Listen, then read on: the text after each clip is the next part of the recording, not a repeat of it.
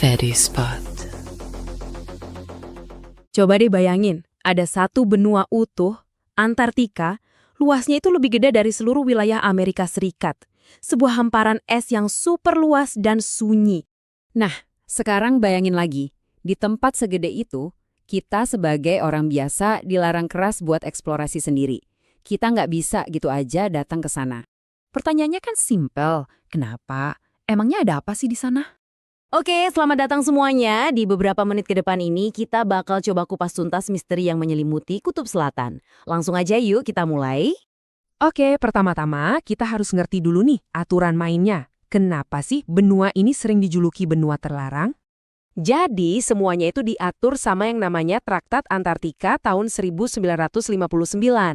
Intinya, perjanjian internasional ini bilang kalau nggak ada satu negara pun yang boleh ngeklaim Antartika, aktivitas militer dilarang total. Tapi penelitian ilmiah itu boleh. Nah, yang paling penting buat kita nih, perjalanan independen tanpa izin itu dilarang keras. Kalau nekat, bisa kena denda gede, bahkan sampai masuk penjara.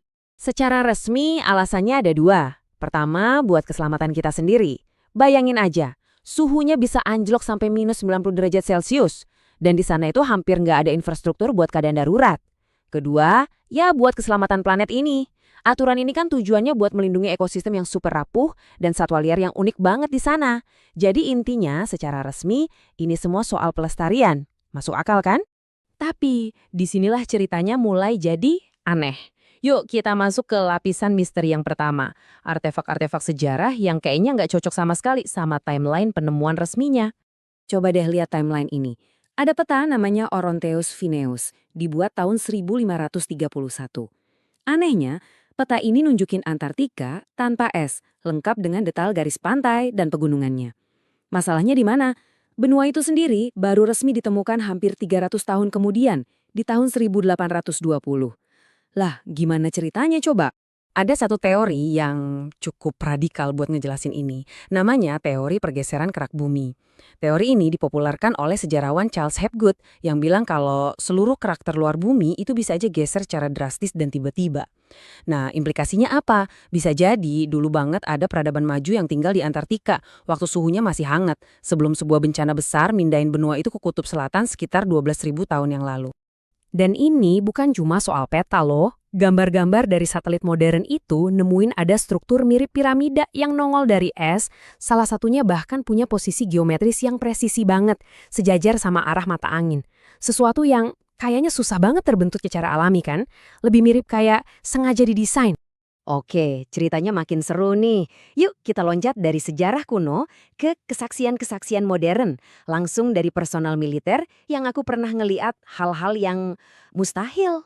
Dengerin deh kutipan ini. Ini diucapin sama orang-orang berjas ke seorang insinyur penerbangan angkatan laut, sebut aja namanya Brian, pas dia selesai misi.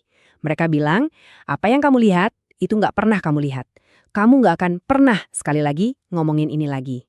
Nah, ini nih awal dari cerita soal kerahasiaan tingkat tinggi. 300 kaki, itu diameter lubang misterius di es yang dilihat sama krunya si Brian dari pesawat mereka.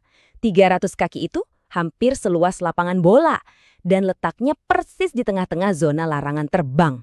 Terus ada juga cerita dari Spartan One. Ini nama samaran seorang Navy SEAL. Kejadiannya tahun 2003. Timnya nemuin sebuah struktur aneh, bentuknya segi 8, warnanya hitam, nongol dari dalam es. Pas mereka deketin, sebuah pintu raksasa kebuka dan di dalamnya anget, sekitar 22 derajat Celcius, padahal di luar itu minus 40. Di dalamnya, ruangannya gede banget, disinari cahaya hijau dari dinding yang penuh sama tulisan-tulisan aneh. Dan puncaknya, ada ilmuwan di sana yang bilang kalau fasilitas itu luasnya 62 hektar. Dan di lantai-lantai bawahnya, dihuni oleh makhluk non-manusia. Jadi, di satu sisi kita punya penjelasan resmi yang logis. Tapi di sisi lain, kita punya klaim-klaim gila dari para saksi mata. Ini langsung bawa kita ke pertanyaan utamanya. Sebenarnya apa sih yang mereka sembunyiin? Contoh paling gampang deh, zona larangan terbang komersial. Alasan resminya kan soal keselamatan. Katanya setiap pesawat itu harus selalu berada dalam jarak 60 menit dari bandara darurat. Masuk akal, tapi versi konspirasinya gimana? Katanya, zona itu ada buat nyembunyiin lokasi-lokasi sensitif, kayak pintu masuk ke pangkalan bawah tanah yang katanya dilihat sama pilot-pilot militer itu. Nah, ini kan jadi konflik utamanya. Ini beneran soal keselamatan atau soal kerahasiaan? Salah satu penampakan paling heboh yang pernah ada di Google Earth itu gambar yang kelihatannya kayak bangkai pesawat luar angkasa yang jatuh. Lengkap banget, ada jejak selipnya juga di salju. Eits, tapi tunggu dulu. Buat yang satu ini, ternyata ada penjelasan ilmiahnya. Klaimnya kan ini bangkai pesawat. Penjelasan resminya, itu cuma bongkahan batu atau es yang gede banget. Jejaknya bukan bekas jatuh, tapi jejak longsoran dari atas bukit. Malah, ada foto dari Forbes yang sudutnya lebih lebar, dan di situ kelihatan jelas ada tebing batu tempat bongkahan itu kemungkinan besar berasal. Jadi, ya, kayaknya yang satu ini udah bisa dibilang terbantahkan sih. Oke, walaupun beberapa hal tadi mungkin ada penjelasan logisnya, masih banyak banget misteri yang belum kejawab. Sekarang yuk kita coba tarik kesimpulan, kira-kira kebenaran apa yang mungkin masih terkubur di bawah es.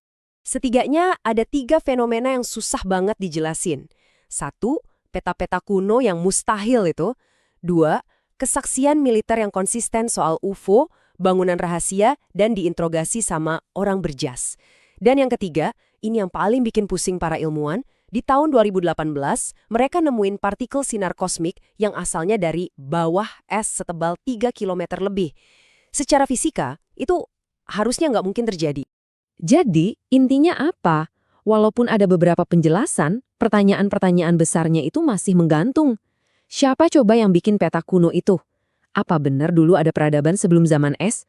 Terus, apa yang sebenarnya dilihat sama para saksi militer itu? Siapa pengunjung yang sering mereka sebut-sebut? Dan kenapa rekaman kru TV yang katanya nemuin reruntuhan spektakuler itu disita dan nggak pernah dirilis ke publik? Semua misteri ini masih ada di sana, terkubur di bawah lapisan es yang tebelnya berkilo-kilometer. Dan ini bikin kita jadi mikir, seiring es di planet kita yang terus mencair, kira-kira rahasia apa lagi ya yang pada akhirnya bakal terungkap? Terima kasih udah nonton.